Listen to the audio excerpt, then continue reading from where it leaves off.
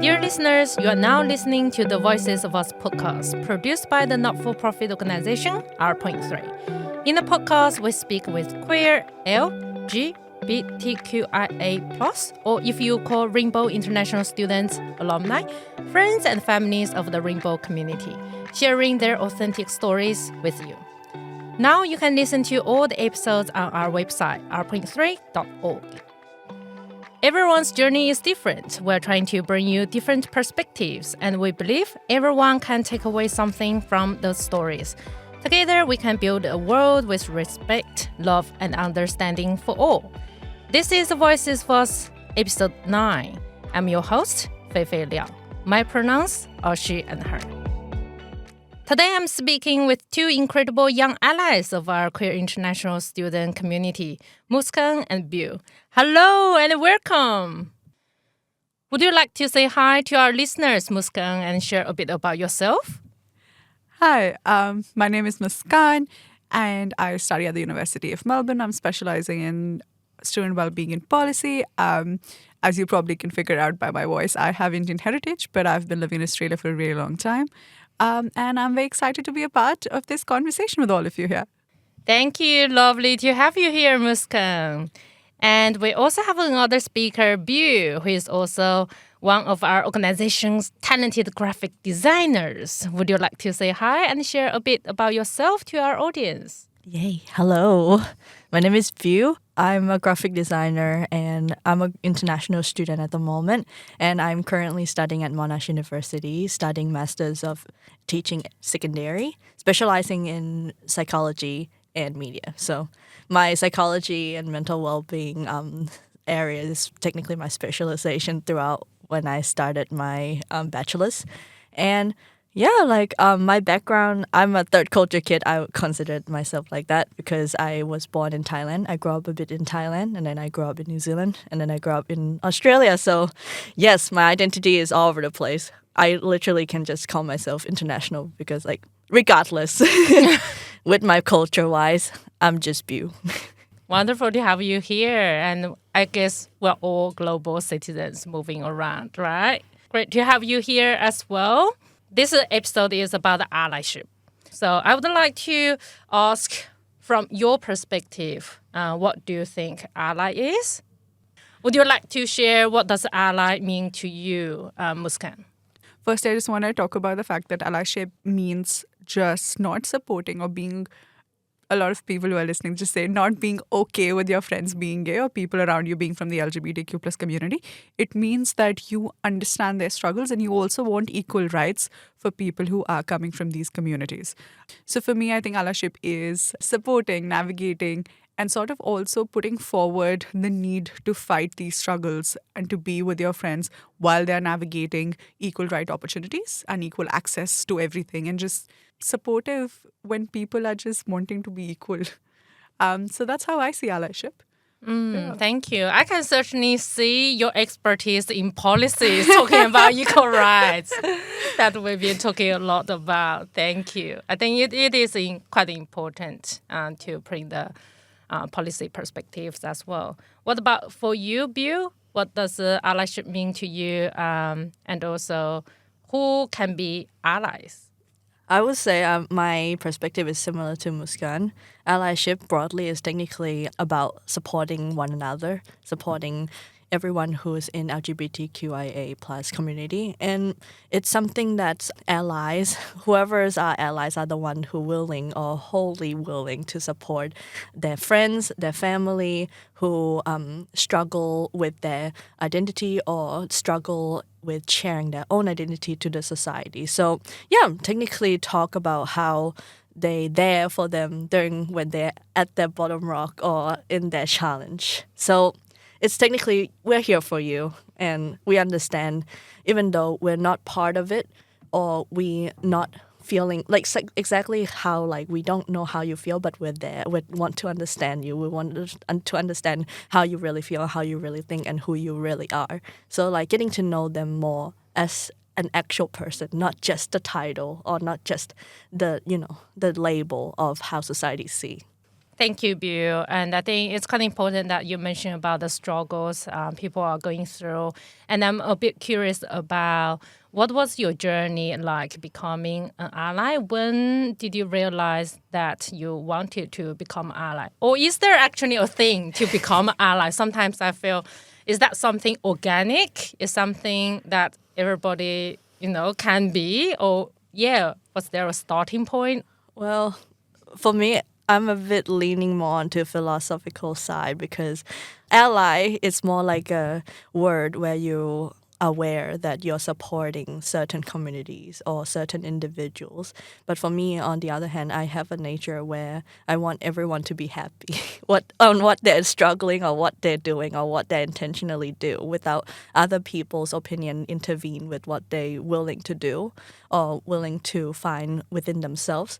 So I grew up in Thailand a bit, and that's when I realized that, like, before then I didn't know that it was a big deal because, like, Thailand, everything, like, about LGBTQ is pretty normalized there. So, like, in school when I was younger, there's some people who are also in that community, or even, like, my family members, my relatives, or people who I know, like neighbors, they are part of it too. So that's why when I travel, when I study in Australia, that's when I realized that, oh, wow, it was a big thing because, everyone's diverse. So that's why it was a big thing, because I'm sure that not a lot of people would find it normalized or not find it like that's what they see every day in their own country. So that's why it's something that needs to be promoted or needs to be seen or heard or known.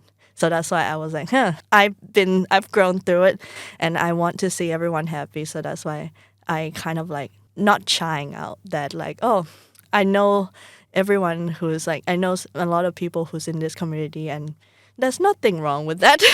For me, there's nothing wrong. They humans.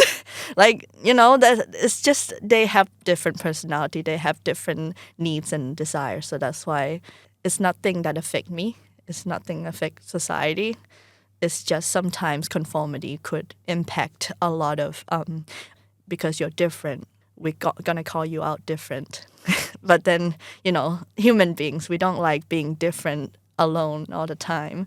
So that's why, like, it's a bit struggling. It's a bit challenging for them to identify themselves or dealing with themselves based on other people's expectation. But otherwise, like, if we imagine ourselves living in our own world, we can't shy ourselves. We can't hide ourselves with that kind of truth or kind of like identity. It's just, I understand that it's struggling, but I'm willing to support or always been supporting them with their identity journey without like both ups and lows, of course. Yeah.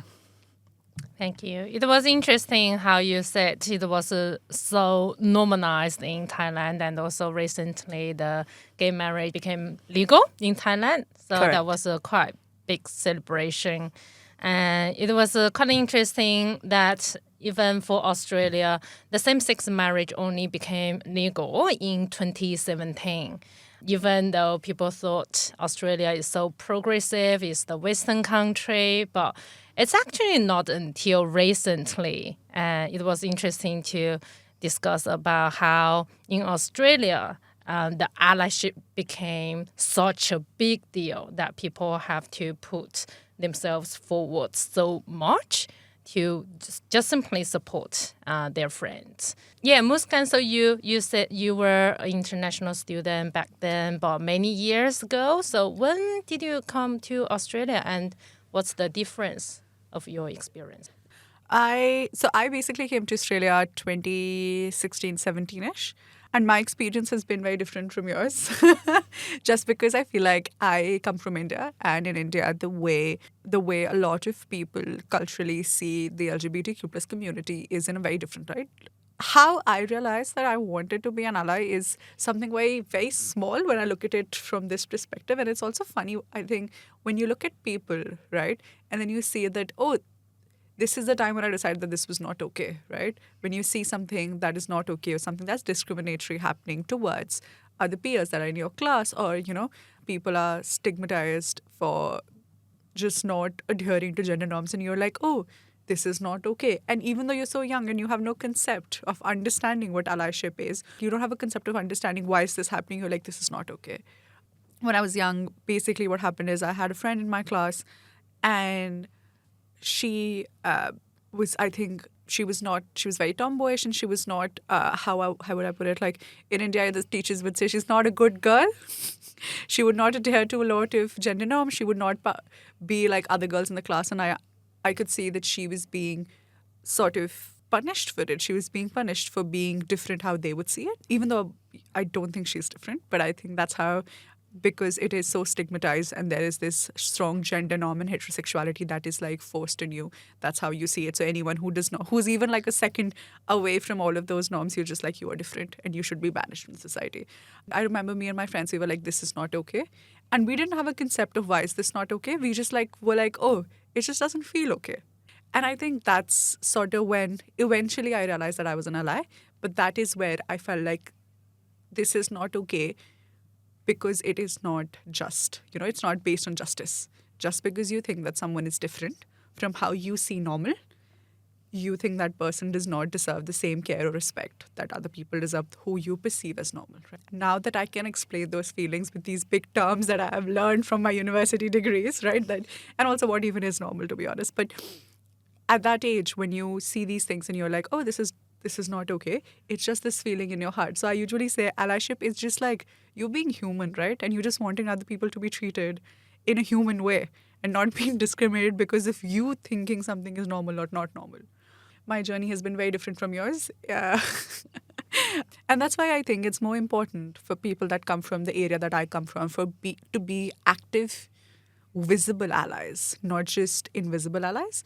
And what I mean by that is you need to put your foot out and say that, hey, this is not okay verbally, in what I shouldn't say verbally, but in whatever way or activism that you can, just because it is so stigmatized that if you don't speak up for the community, support them in a more open way, it's never going to change. Wow, you're so brave and actually said, it's important to be visible and say it loud. And to be honest, even myself as a queer, I don't share with people all the time. In the Chinese community, especially with the seniors and people from the older generation. And yeah, even for myself, I don't see the point of educating or raising awareness. Yeah, sometimes I'm actually thinking whether I should just say it or should I just keep it quiet. It would be really interesting for me to also hear from your perspective. What does that mean by being out there as an ally? Because in episode 7, we do have the speaker who mentioned about the friend being an ally and also outspoken about it. But then the friend got bullied because of the allyship. So yeah, also wanted to learn about your experience. Were there any time you feel were there any backlash, or were you afraid of anything when you were trying to support your friends? Beaw, would you like to share? I would say it's also a journey for me to actually realize that I'm an ally as well, because of my own nature of supporting everyone. Because there's some groups of people when I was younger in high school or secondary school where they kind of like become cliquey. They have that kind of like gender norms going on. So I understand that like when I have different opinion, they would maybe probably strongly disagree on me. And I'm not too sure because I don't have that strong experience on like completely against up to the point where they discriminate me. But I would say that I've seen a lot of my friends who in the community who struggling through that. So that's why I can see that, like, that's why I fully support them, because like for myself, even if my own identity is not part of the community, I still also part of the minority too, with like a person who has very diverse background, cultural background, who can't actually fit in or like matching with anyone who I go to or like new friends that I met. So that's why it's struggling for me too. So that's why I could actually empathize that to other people who are also struggling to that, because identity is very important for them. It's definitive answer within themselves. Without knowing, it will create more uncertainties and it will create more doubts and self-esteem. Of course, it will affect self-esteem, and it also affect like how we think about ourselves and how we present ourselves into the world. So, when we were younger, it was the phase where everyone has to grow. So no matter what like phase we are, I'm sure that finding identity with this like becoming LGBTQ is also part of the phase where they get to understand the gray area of who they are. So that's the beauty of it. And that's one of the reasons why I fully support, because it's part of their journey, it's part of their life. When someone trying to against you and take that away from you, it's gonna inhibit the growth in that individuals. So that person probably won't be able to authentically grow within themselves or find themselves properly. They may have to conform to other people's identity. They may have to think that, oh, that person's more successful or, success with their life more. I may have to follow that instead of themselves. So that may or, unlikely make them grow in their own way or, genuinely in their own way. So that may take them a bit of long time to come out as themselves, or unsure of if they behave like this different from other people. Is it okay? Or is it like normal? Is it strange for them? So that's why, like, regardless to what you are, I would say finding your identity is very important, because it's definitive for you. Don't have to be, defined by other people. It doesn't have to make sense for other people. As long as you can do it, that's fine. That's what makes you happy, because, happiness and freedom of choosing who you are is important. Thank you. It was really reassuring to hear from you talking about it's more about the growth and also trying to explore ourselves and our identities, because even for myself, it took me a long time to explore myself, because when I was feeling something romantic towards girl, there was a lot of denial. But very strangely, a lot of my friends, they came to me and saying, you must like this girl. And I was like, why do you think like that? And I was trying to explore why, and also whether I really like the girl. So I had a lot of friends, and they being very frank, and they just thought that I must have the romantic feeling towards another girl. So they even opened up before I opened up to myself. So it was quite important that they encouraged me to speak authentically and to follow my heart, so that I could really face myself. And again, it wasn't about being different, that the fact that I like girls. It wasn't more about, I wasn't sure whether that was a really romantic feeling or it's just close friendship and I love being taken care of. I think a lot of times we thought it was just about romantic relationships between the same sex. It's so much focused on the gender, but as a matter of fact, for me, it's more about figuring myself out whether I really have feelings for some special feelings. Yeah. Platonically being in love with your friends and romantic feelings are so similar that it's so hard sometimes to figure out, do I like this person as a friend because I'm platonically, you platonically love your friends, or do I actually have romantic feelings? But it's really nice that you had friends who sort of created a safe space for you to explore that, because it's so hard. When I like someone, I still am like confused if I actually like them or not. And sometimes like a day later, I don't even like them. So it's so hard, but I'm so glad you had like a safe space where you can like sort of figure yourself out and figure your feelings out. It's really important. Thank you. Yeah. And what are the challenges did you see from your friends? I think for me, it was a little different. I think this is going to sound very funny, but I think because a lot of my, when I was in India, there weren't a lot of my friends who were openly out.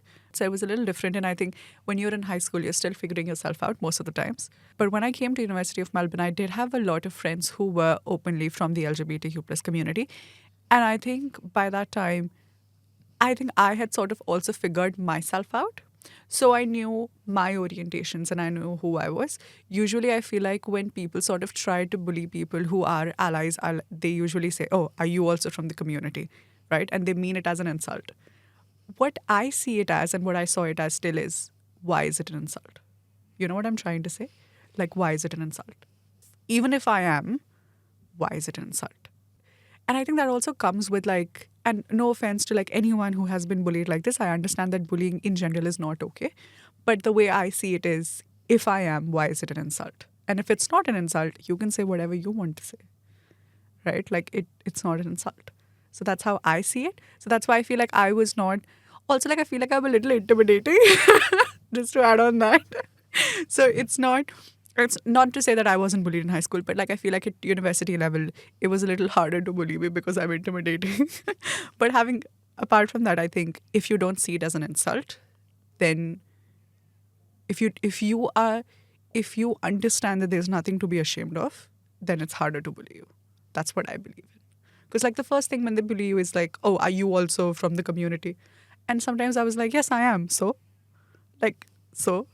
and then they would be like, "Oh, okay." And then it'll just go away. So, yeah, that's how I see it. Yeah, Beaw, you have something to add on?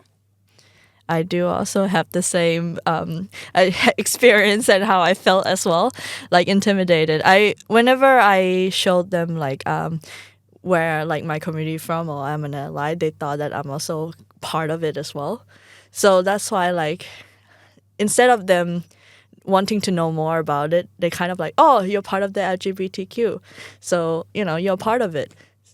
Without asking anything, they just already generalize or already label me, and so I'm just like feeling misunderstood. Like, "Oh, okay, yeah, of course." So that kind of like make me feel like, okay, they probably changed their perspective on me, or instead of wanting to know me based on how I explain to them, this is how they're gonna see me. I feel like everyone would actually easily feel misunderstood if, someone who wanting to know you not gonna question more about this or wanting to know more about it in-depthly. So that's why like when it comes to titles or labels, it's really help you understand who you are or where you're standing. But at the same time, when you don't want to go in-depthly, it could actually make someone or each individual, misunderstand. So that's why like as an allies or allies, it's also challenging for us as well to explain that we are supporters who actually willing to support LGBTQIA plus like throughout the challenges. And even if we are different, we're like not feeling the same thing individually, still, no, we're humans. We're part of the community.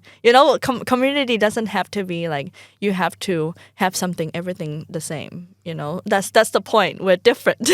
We're different. That's why we're same yet different. That's how we come together, and that's how we form a community. That's how we learn from each other. Exactly. So that's why like that if you want to know more about LGBTQIA plus, you have to actually ask more. You have to learn more about it because, everyone's like every person's stories, they're different. So that's why you can't like not stereotyping. I mean, yes, this is stereotyping, not just judging the books by its cover right away, because we do have different backgrounds and we do have different growth and different identities. So if you want to know that individual, you have to get to know them completely. Yes. Thank you. I love how you mentioned about same and different. It's so interesting. Everyone wants to be unique, means different from anybody else, but people are also afraid of being different. It's such a contradictory opinion, right? And also contradictory feeling as well. You want to be different. You don't want to be normal. You don't want to be a normal person. But when it comes to sexuality, it seems like it becomes something different. And I'm curious to learn about how you view what does that mean by being different? Because both of you mentioned about we're all just humans. Humans are different. But why this is such a thing when it comes to gender sexuality difference, and then it became such a thing that people don't accept? Muskaan, would you like to share a bit thoughts on that? I feel like, and I'm just going to be honest, I just think that the LGBTQ plus community is much more smarter and stronger than the cis white man. And then they just decided hence to discriminate against them and show them as not that strong. So they continue to be in power. But on a serious note, I think it stems from this ideology of how the people initially who were in power probably were from heterosexuality. And because there's this song, and a lot of humans do it, this is, I think, a lot of people do it, which is us versus them sort of mentality, that we should be in power, not them. And we can see this in a lot of cases. I think even racism is sort of like that, right? Us versus them sort of a thing. And that's why I think that a lot of people who probably were in power initially were probably heterosexual people. And then they were like, oh, this is bizarre, right? And also, like, sometimes when I try to think about it, it's also this ideology of like producing a child that was such importance, right? So for people to, I think, understand that people just want to be in love, and people are not just thinking about property and money and child and stuff, probably was bizarre to them, which also talks volumes about how love is lacking in the world. But that's how I see it. Like, maybe they didn't understand what love was. Right? Maybe they didn't understand that love does not happen with conditions of producing a child or producing like an heir that takes care of property and money and stuff. Maybe love is love, right? And that's what we still see. That's what I also like see as well. Like in LGBTQIA plus community, is more than just creating family. That's what I find, that love is more like an advanced term of you really like that individual, and that's what you want them to be your life partner, or that's what you want to grow, who you admire, want to grow with them, so that's something that I really admire of, because apart from just sexual, pretty much just adore that person. So that's something that's very authentic to me. And instead of just heterosexual, it's like, it could be love from anything. Love can be in any form, love your family, love yourself, love your friends, love your partner. So that's why when we see the community, it's kind of like see more of what love is in advance on just the default by at its default. So that's why I would say if you go back to that question of same and different, I want to add that to extend as well. Sameness is more like when you see things broadly, that's more common, or what you see it every day, what would register in your head first. When it comes to love and relationship, human being would initially think of one male, one female. So that's very common. So that's why when you go deeper to each individual, that's when you realize that everyone is different. So that's why I recall again that LGBTQIA plus community, when you want to know each individual, you have to completely want to know them, not just by default, because it's more than just the community itself. It's everyone is different that's how they define themselves, that's how identify themselves. And the way how they see love, the way how they communicate or interact is very different. So there's nothing wrong, there's nothing right with that. It's just that person, that individual, everyone is different. It's just, if you see the community itself, if we are allies, you would know that we're probably different because based on how common a lot of people part of LGBTQIA plus community are, because we're the minority in that community. So it's technically the same. It's just society, it's pretty new to the society where LGBTQIA plus community exists. So that's why, there's still many generations exist. So that's why it can't register to every generation all at once. So that's why it's understandable that it's still not uncommon to the society, but yet as long as, even if you don't support, even if you don't understand what's going on, at least just respect and accept that it's real, it's reality, and it exists. It's like, don't hinder it. If you actually against or not agree with which individual decide to be their certain identity, then just recall or reflect on them, on yourself. How does that affect you? Because, when someone or other people does something, it depends on how you respond and react. It's not their responsibility because they didn't harm you or hurt you physically or mentally. It's just how you see outside world and how you feel and how you would react out. So that's individuals' responsibilities. I'm kind of leaning more onto philosophical side, but this is how I see the world. Because no matter how odd, uncommon, strange, or same or normal it is, it's still, that's life. That's how reality works, and that's how our life become more colorful. And it's sprinkle a bit of colorfulness, and sprinkle the joy, sprinkle the sadness. It's sprinkle what is life is. Instead of just boring consistency of the sameness. Both of you mentioned about love is just love, and it's quite important that we bring to all the basics of respect and love. And there's even a saying for the queer, romantic love might be stronger than heterosexual because that's not bounded by children, not bounded by you have to produce child, as you mentioned about. So I think that's quite important that we all come to the common ground of love, which is really the first and foremost important thing in the conversation. And I think, I'm also curious about what was the support like for you, and what have you done to support? Because we heard about you understood the challenges. You also mentioned about you support the cause, but what exactly the support was like? Muskaan, would you like to start? When you come to Australia, I think it takes you a while to understand the sort of discriminations that happen with the LGBTQ plus community, specifically in Australia, just because I think Australia really likes to show itself as a very, very open-minded place where we have no space for these things. And then you're here and you're like, oh my God, this is bad, right? Back when I was doing my undergrad, I started a club, right? And that was at that time, one of the very few South Asian clubs that were there at the university. And something that I noticed in my experience of interacting with other clubs at the university, they did not have a safe space, especially the South Asian focused ones.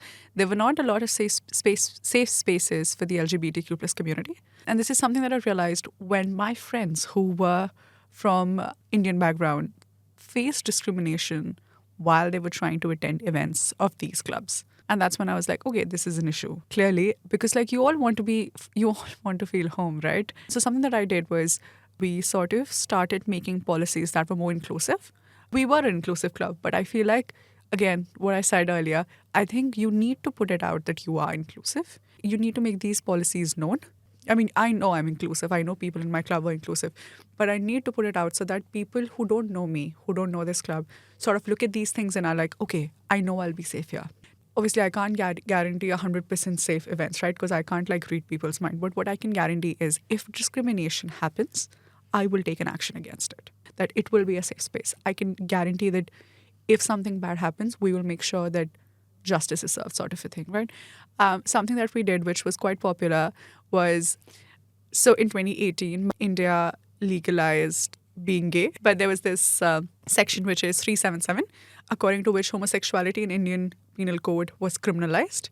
It was sort of decriminalized. So now you can openly be from the LGBTQ plus community. After a year, we had a small party, an appreciation that, oh, it's been a year. A few people came. There were a lot of people who sent me a message and said, hey, we can't come because if we come, then we don't want to out ourselves yet.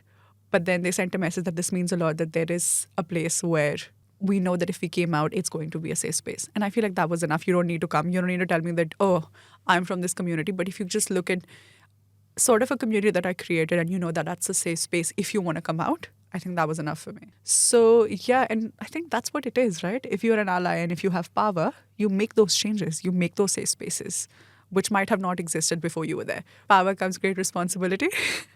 But yeah, that's like something that I did on a smaller level that I could, which I at that time thought was revolutionary. Yeah, that was a very significant, even though you said that something's really small, but I can see how significant for just a couple of people, because everything have to change started from somewhere. It has to start from somewhere, right? Like one person, two people, and then you started to grow the community and bring more awareness as well. And I can certainly see how important policy is. Just also adding to the point of discrimination, and if you could describe very briefly, what does the discrimination like? So something that I was made aware of was there were a few of my friends who were not, they were out, but like the people from these other South Asian based clubs sort of didn't know they were out, right? They didn't know they were from the LGBTQ plus communities. And what my friends told me, and I also observed, was there were a lot of jokes that were cracked on the LGBTQ plus community identifying people. And you know, this is so funny because whenever homophobic people crack a joke on the LGBTQ plus community, they're like, oh, it's just a joke. It's just a joke. It's not a joke. You know, they're like, oh, you're so stuck up. No, I'm not. It's not a joke, right? And it wasn't a joke. There were a lot of very discriminatory behavior that was sort of displayed in terms of if someone was born biologically male and had a little bit of feminine traits, that person would be called a girl, and would not a girl in like a good way that, oh, you know, you have feminine traits, but like sort of discriminated on that basis, right? Called sort of slurs and stuff like that, which is really not okay. But then if you would say something, you would risk, if you were from the LGBTQ plus community, you would risk coming out, right? You would risk outing yourself. But because I am an ally and I don't care, whatever you call me, I can speak up, right? I can create a more inclusive space. And when I was creating this space, I was called woke and I was called too Western. But it's okay. I'm happy being that. It's fine. But that's the sort of discrimination that was there, that they were called slurs. There were a lot of jokes that were cracked. There was a lot of not okay behavior that happened if someone did come out. Yeah, thank you. Because I do think a lot of time people think, oh, I'm just making jokes, but those jokes really hurt. And it's quite important that we do respect and also not just trying to make fun of it.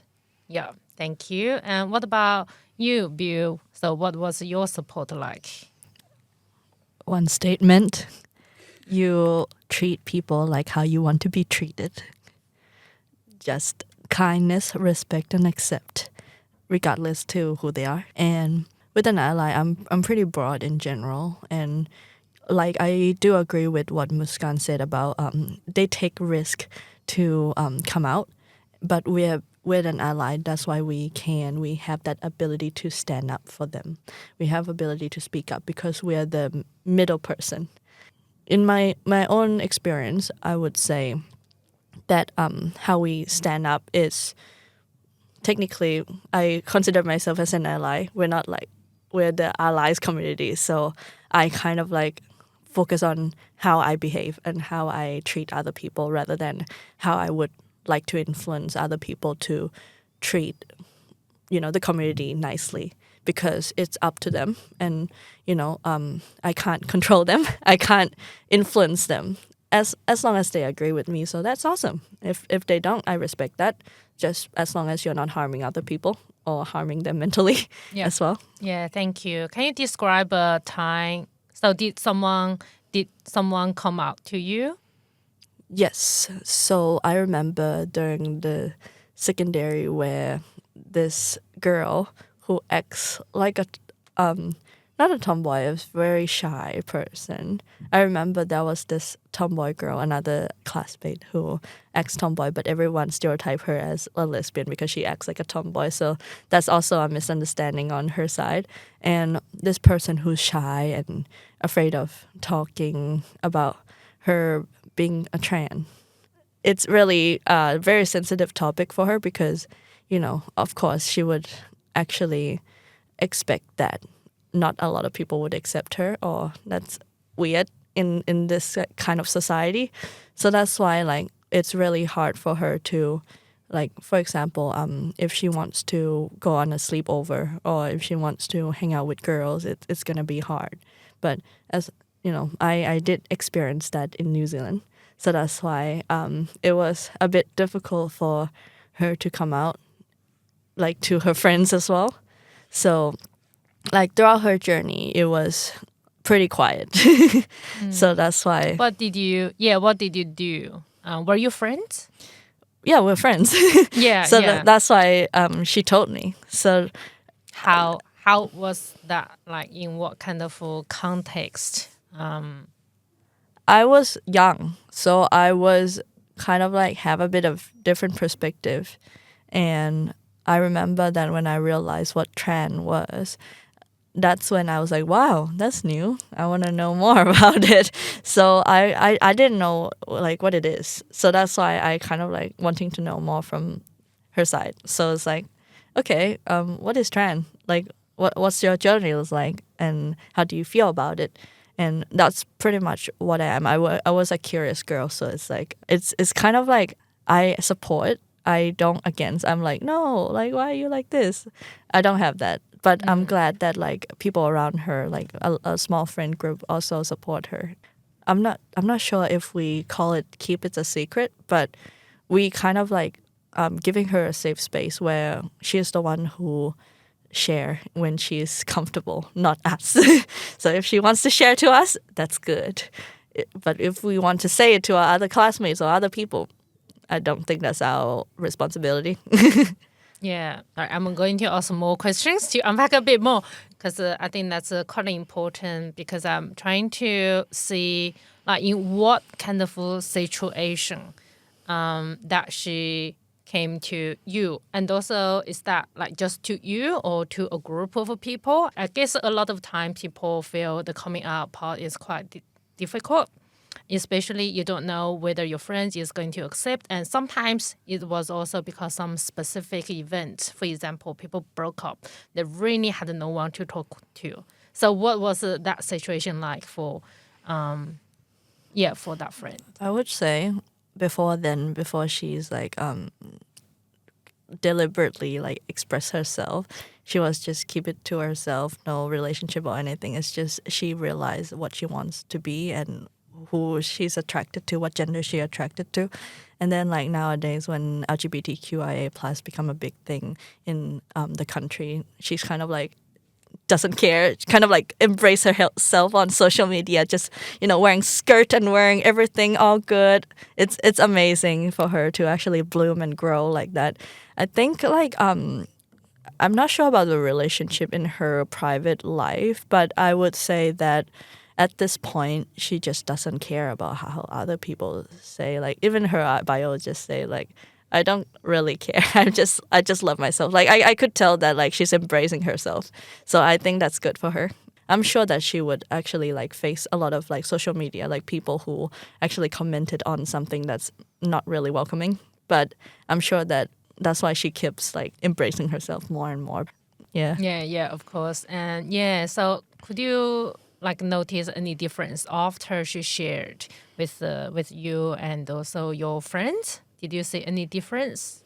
I'm kind of use my episodic memory because like it's secondary school, so it was like a few years back. So I would say it was a small group of friends, so she feels comfortable. Sorry, she feels comfortable with us. So that's why like we joke around, we don't take anything seriously. But at the same time, when we share something like that, we're not taking it too seriously. But you know, if she's already silly, she's already cool, she's already alright. So it's like we kind of accept whatever she is. So that's why like me too. Like I'm also a weird one as well. So that's why like weird one as a person. So that's why like. We're a weird group, so that's why like we don't really take any labels seriously. We're just us, you know. We're just each individuals where we kind of like have knuckleheads together and then just, you know, bump into each other and love each other. Thank you. Because some people, they say they don't want to out their friends accidentally, and they just want their friend to take some time to explore themselves and then start to share. So What about you, Muskaan? What was your experience like? Did anyone come up to you? Yeah, my best friend did. We all sort of had a hint that I would say he was fruity. But, you have to let people come to that conclusion themselves, right? And I think then COVID happened. And I think COVID was like a really good time for people to sit and reevaluate their lives, basically, right? And a lot of us, I think all of us here might have like become a different person after COVID, right? Just so much free time to think about actually things that matter. That's so funny. But anyway, so it was COVID, and I remember it was my birthday, and he sent me like a letter, right, on my birthday. And funnily, it arrived like a few days before my birthday. And he was like, oh, don't read it until your birthday. But I am like a very nosy and curious person, because I'm like, why are you writing me a letter? You can just like tell me, like, this is so weird, right? Why would someone write you a letter? And in my head, right? So if imagine your best friend tells you, I've written you a letter. And you're like, oh yeah, it just came. And you're like, what is in it? And they're like, oh, don't read it until your birthday. You're like, are you dying? Like, that was like one of my things. I'm like, is he dying? Is this death? This is what happens in Bollywood movies, guys. Like, so I was like, okay, this is death. This is the end of it. And that's why I was just like, I should read it. So I read it. I was like, oh my God. I didn't tell him that I've read it until my birthday. But I think he figured it out. Anyway, and I read that letter, and he basically talked about everything, and he talked about how he had been feeling for a while and everything. And all of these were things that I had already noticed. A lot of our other friends had also noticed. But, we were like, let him come to that conclusion on his own. You can just make sure that it's a safe space. And that's what we did. We just made sure it was a safe space. And yeah, when he came out, it took me like 10 minutes to sort of, I shouldn't say 10 minutes, it took me a day to absorb everything. It wasn't that I was homophobic or anything, but I think it takes you a while to understand that, wow, now this is going to be a different journey for that friend. And it took me a day to understand how I could better support him, because now that he has accepted it, it's going to be a completely different life. You know what I'm trying to say? Like, now that you know, and that's like an active knowledge that you know. So it took me a day to understand that I need to be a better ally towards him now that he knows and he acknowledges. Now my role in this friendship is going to be different than earlier it was. Because earlier when he was just figuring it out, my role was very passive, right? I was just like, oh, you take your time, do whatever, even though we all knew. But now it was a different role. Now it was more sort of active. Now it was more of an active ally. Maybe because, and this is like a very sad point, but I think maybe because the LGBTQ plus community has been they have been so trauma induced that they don't realize sometimes when there's discrimination happening around them. But I think being an ally, you realize it and you pick up on it that, oh, you would not have said this to me knowing that I'm heterosexual, but you have said this to my friend because you doubt of their sexuality, right? So now I pick up on things. I still do pick up on things more than he does. But what I'm trying to say is that you sort of have then I sort of had like more of an active role. So yeah, it was, I still have the letter, I just want to say. It's actually very sweet. I'll probably read it at his wedding because it's very clingy and very cliche, very Bollywoody, but I'll probably read it at his wedding. So yeah. Oh, Wow, that's so cute. sweet. Yeah. Can I say something? Oh, yeah. Reflecting on what Muskaan said, it kind of have a bit of self-reflection on myself where, because based on how I've been normalized LGBTQIA plus from Thailand, that makes me realize that when I hear someone come out, it's pretty normal to me. Yeah, that's the thing, Because, right? It's so yeah, normal. yeah, because like they just, identify themselves, but then they're still the same to us.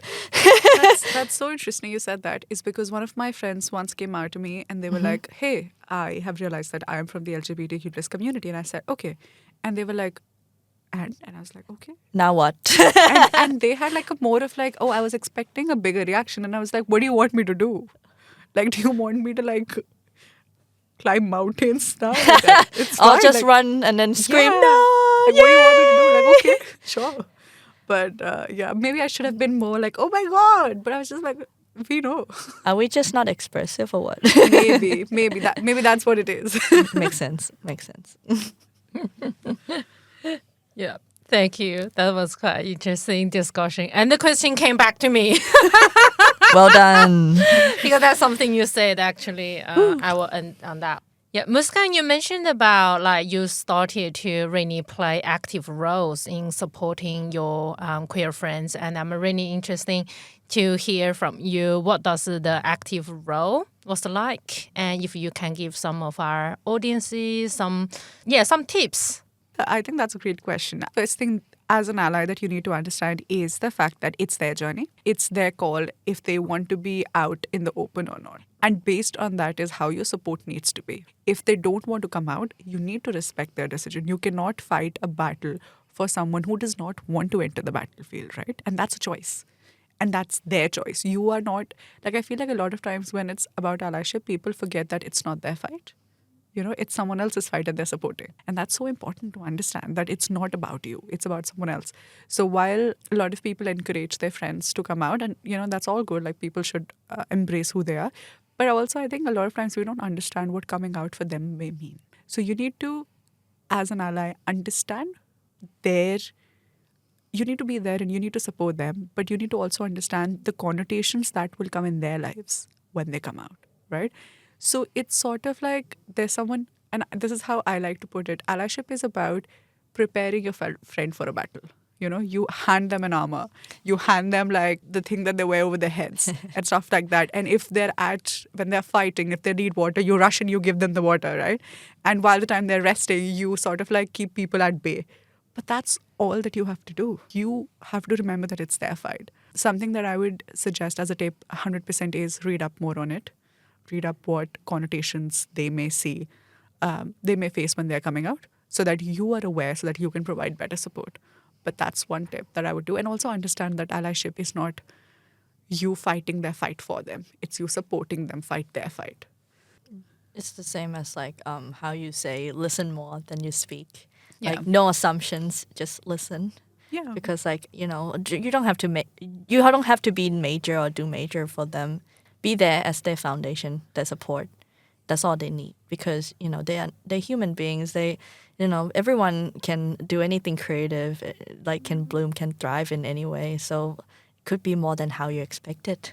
Thank you. I think listening is so important. A lot of times people feel they are not being listened, not being heard.